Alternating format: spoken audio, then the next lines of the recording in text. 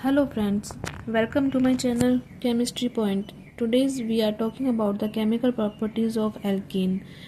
Okay, first पहले मैंने आपको ये केमिकल प्रॉपर्टीज़ ऑफ एल्कीन में एडिशन रिएक्शंस को एक्सप्लेन किया था और आपने देखा था कि कैसी रिएक्शंस होती हैं, कौन से रिएजेंट्स काम आते हैं। तो आपको एडिशन रिएक्शन आई होप आपको समझ में आए होंगे। लेकिन वो एक्चुअली वीडियो बहुत लंबे हो जाता है, इसलिए मैंने यहाँ पर अदर जो रिएक्शंस थी वो नेक्स्ट वीडियो में इंक्लूड कर रही हूँ। तो यहाँ पर हम देखते हैं सबसे पहले ऑक्सीडेशन रिएक्शन। ऑक्सीडेशन रिएक्शन में सबसे पहले आता है कंप्लीट ऑक्सीडेशन और कंबशन।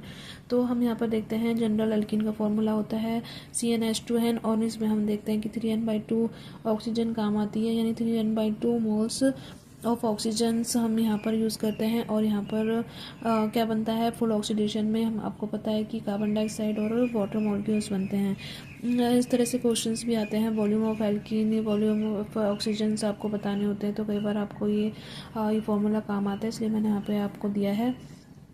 उसके बाद आते हैं हम ओजोनोलाइसिस। ये भी बहुत इंपॉर्टेंट रिएक्शन होती है ओजोनोलाइसिस। यहाँ पर हम देखेंगे कि जनरल हमने एल्कीन लिया है, उसके बाद ओजोनोलाइसिस में क्या बनता है, intermediate is ozonide and then hydrolysis with in the presence of water. तो हम यहाँ पर क्या बनता है, कार्बोनिल कंपाउंड बनता है और पेरोक्साइड बनता है। उसके बाद हम यहाँ पर देखेंगे कि जो यहाँ पर आप देख रहे हैं पेरोक्साइड जो बन रहा है वो फर्दर क्या करता है, एल्डिहाइड जो होता है उसके साथ रिएक्ट करके एसिड में कन्वर्ट हो सकता है। लेकिन जो हम बात करें कीटोन की, तो ये पेरोक्साइड की प्रेजेंस में फर्दर रिएक्शन नहीं शो करता। इसलिए हम यहाँ पर देखते हैं कि पेरोक्साइड अगर हमें सिर्फ कार्बोनिल कंपाउंड्स बनाने हैं तो हम क्या करते हैं, फर्दर जिंक से रिएक्शन करवाते हैं और जिससे कि ये वाटर और जिंक ऑक्साइड में कन्वर्ट हो जाता है और फर्दर रिएक्शन नहीं होती। इसका यूज़ हम हाइड्रोकार्बन स्ट्रक्चर को रिकॉग्नाइज करने में भी कर सकते हैं। जैसे कि मैंने एक एग्जांपल दिया है आपको कि एक एल्कीन है, उसका ओजोनोलाइसिस करवाया है और एसिटाल्डिहाइड और प्रोपेनॉल्डिहाइड बन रहे हैं। तो हम इनसे हम बता सकते हैं कि हमने जो पेरेंट एल्कीन लिया था वो कौन सा बना था, कौन सा था। तो इस तरह से हम आपको बता सकते हैं। उसके बाद आते हैं हम हाइड्रोक्सिलेशन। हाइड्रोक्सिलेशन में हम देखते हैं by Baeyer's reagent. Baeyer's reagent क्या होता है, 1% एल्किलाइन KMnO4 जो होता है उसे हम बोलते हैं बेयर्स रीजेंट, जिसके सॉल्यूशन का कलर होता है पिंक कलर का। और पिंक कलर का सॉल्यूशन जो होता है जब हम एल्कीन से रिएक्शन करवाते हैं तो क्या होता है कि डाईऑल बन जाता है और यहाँ पर क्या होता है, मैग्नीज ऑक्साइड का एक ब्राउन PPT बनता है, जिससे और बाकी का सॉल्यूशन कैसा हो जाता है, कलरलेस हो जाता है।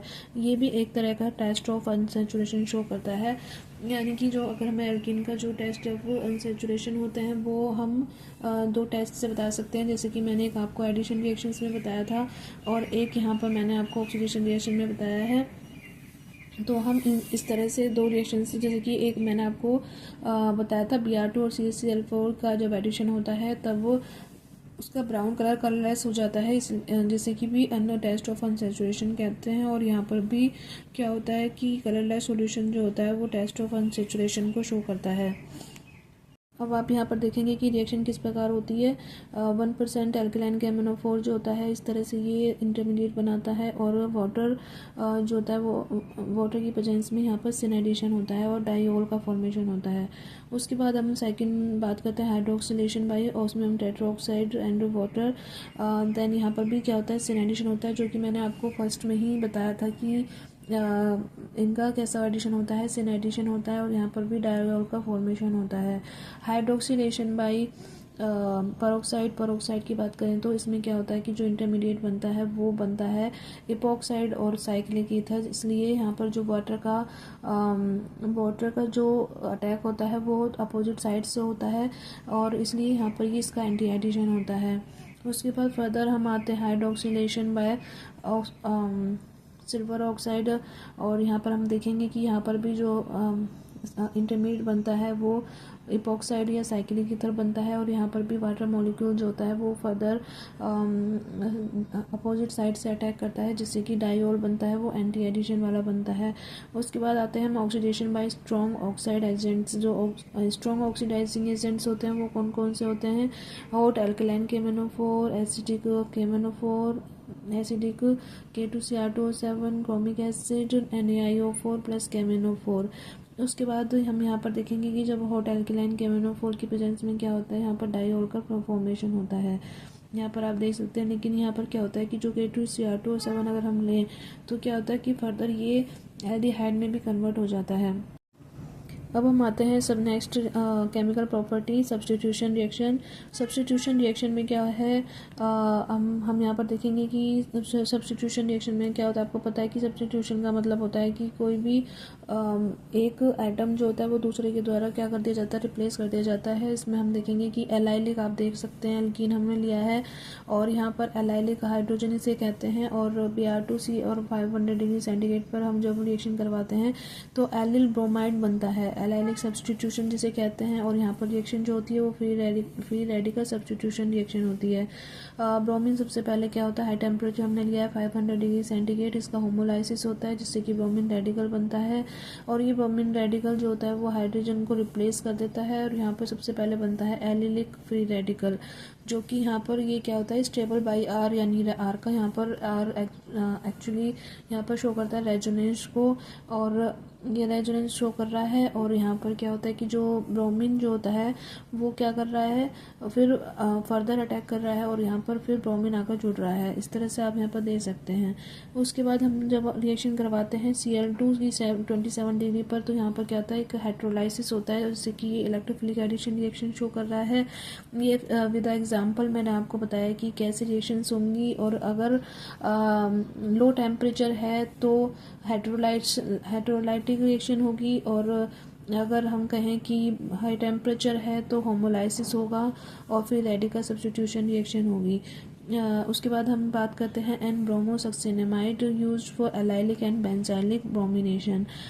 कई बार हम जो होता है NBS का यूज़ करते हैं एलाइलिक और ब्रोमिनेशन, एलाइलिक और बेंजाइलिक ब्रोमिनेशन में। आप यहाँ देख सकते हैं एन ब्रोमोसक्सिनेमाइड का क्या स्ट्रक्चर होता है।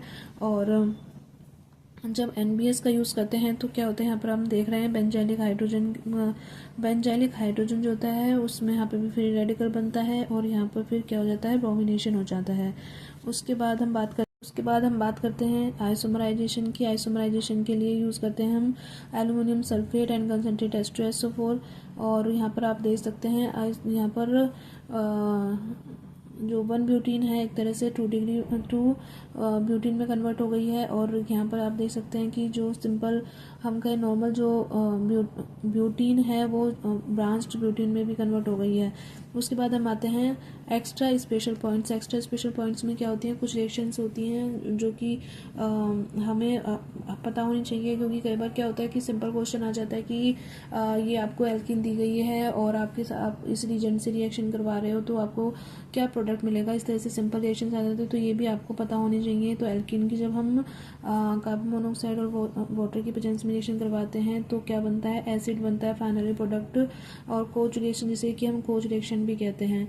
उसके बाद हम बात करें कि एसिटिक एसिड की प्रेजेंस में हम यहाँ पर देख सकते हैं कि एस्टर का फॉर्मेशन हो रहा है, और एल्डिहाइड की प्रेजेंस में हम आप यहाँ पर देख रहे हैं अल्कोहल का फॉर्मेशन हो रहा है, और कार्बन की भी ग्रोथ हो रही है, यानी कार्बन नंबर में भी ग्रोथ हो रही है। उसके बाद हम यहाँ पर देखिए सेलेनियम क्लोराइड की प्रेजेंस में जब रिएक्शन होती है तो इस तरह से मस्टर्ड गैस का फॉर्मेशन होता है। और ये तो हमें पता ही है कि यहाँ पर यहाँ पर जो आपको देख रहे हैं CH2N2 जो होता है वो क्या करता है, वो कार्बिन का फॉर्मेशन करता है और कार्बिन का एडिशन इस तरह से साइक्लिक प्रोडक्ट बनाता है। और यहाँ पर हम देख सकते हैं कि ये जो CH2N2 है वो भी दो तरह से काम करता है। जब हाई टेम्परेचर पर होता है तो वो साइक्लिक प्रोडक्ट बनाता है, और जब लेस यानी 0 डिग्री सेंटीग्रेड पर हम यहाँ पर देखें तो ये यहाँ पर क्या बना रहा है, पायरोजोलिन एडिशन को शो करता है। उसके बाद हम बात करें CH3COCl और ZnCl2 की प्रेजेंस में यहाँ पर सब्स्टिट्यूशन रिएक्शन हो रहा है। और यहाँ पर दो तरह से हम देख सकते हैं जिंक क्लोराइड और एल्यूमिनियम क्लोराइड की प्रेजेंस में कैसे रिएक्शंस हो रही हैं। यहाँ पर जो जिंक क्लोराइड होता है उसकी प्रेजेंस में सब्स्टिट्यूशन रिएक्शन हो रही है, और एल्यूमिनियम क्लोराइड की प्रेजेंस में एडिशन रिएक्शन हो रही है। सो मैंने आपको सारी जो भी एल्कीन केमिकल प्रॉपर्टी शो करता है, जितनी भी रिएक्शन शो करता है और शो कर सकता है, किस तरह से शो करता है, इस तरह से मैंने आपको ये सारा एक्सप्लेनेशन शो किया है। और आपको कोई भी इसमें प्रॉब्लम आ रही हो तो प्लीज़ मुझे बताइएगा। और आप मेरे चैनल को सब्सक्राइब करना ना भूलें, क्योंकि मैं आगे भी और भी टॉपिक्स हैं। आपको पता है कि केमिस्ट्री में बहुत सारे टॉपिक्स होते हैं जो कि एक्सप्लेनेशन आपको चाहिए, वो भी आप मुझे बता सकते हैं, जिससे कि मैं आपको फर्दर वीडियो बनाकर दे सकूं। तो प्लीज़ चैनल को सब्सक्राइब करना ना भूलें, लाइक करना ना भूलें। Thank you so much. अगर और भी आपको कोई टॉपिक आपको एक्सप्लेनेशन चाहिए तो आप प्लीज़ मुझे बता सकते हैं। Thank you so much.